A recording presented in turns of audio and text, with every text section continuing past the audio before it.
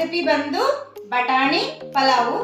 ಕಡಿಮೆ ಸಮಯದಲ್ಲಿ ತಯಾರು ಮಾಡುವ ಬಟಾಣಿ ಪಲಾವು ಹೇಗೆ ಮಾಡುವುದಂತ ನೋಡೋಣ ಬನ್ನಿ. ಮನೆಯಲ್ಲಿ ಏನು ವೆಜಿಟೇಬಲ್ಸ್ ಇಲ್ಲದಾಗ ಈ ಥರ ಬಟಾಣಿ ರೈಸ್ ಮಾಡ್ಕೊಂಡು ತಿಂದರೆ ತುಂಬ ಚೆನ್ನಾಗಿರುತ್ತೆ. ಮಕ್ಕಳೂ ಇಷ್ಟಪಟ್ಟು ತಿಂತಾರೆ. ತುಂಬ ಈಸಿಯಲ್ಲೂ ಮಾಡ್ಬೋದು. ಭಾಳ ಹೊತ್ತು ಸಮಯನೂ ಹಿಡಿಯಲ್ಲ. 10 ಮಿನಿಟ್ಸಲ್ಲೇ ಆಗುವ ಬಟಾಣಿ ರೈಸು.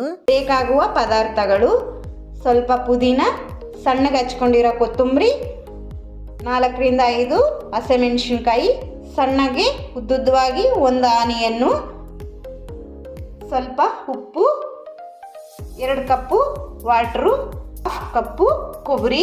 ಇಲ್ಲಿ ನಾನು ಒಣ ಕೊಬ್ಬರಿ ತಗೊಂಡಿದ್ದೀನಿ.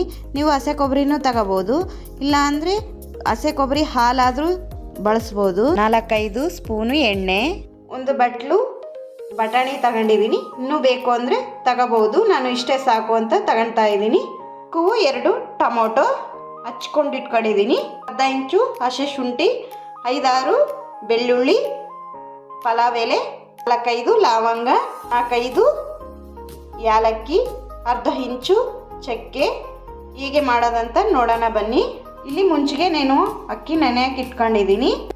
ಏಲಕ್ಕಿ, ಲವಂಗ ಸಣ್ಣಗೆ ಮಾಡ್ಕೋಬೇಕು. ಬೆಳ್ಳುಳ್ಳಿ, ಶುಂಠಿ ಸ್ವಲ್ಪ ಸಣ್ಣಗೆ ಮಾಡ್ಕೋಬೇಕು.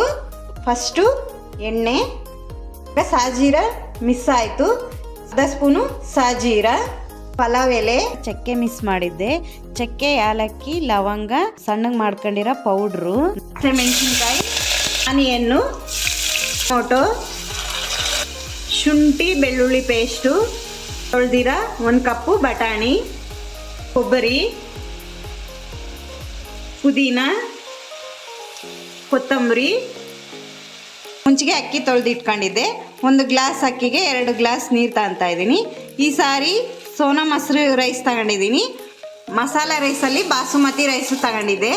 ರುಚಿಗೆ ತಕ್ಕಷ್ಟು ಸಾಲ್ಟು, ನಾನು ಕಲ್ಲುಪ್ಪು ತಗೊಂಡಿದ್ದೀನಿ.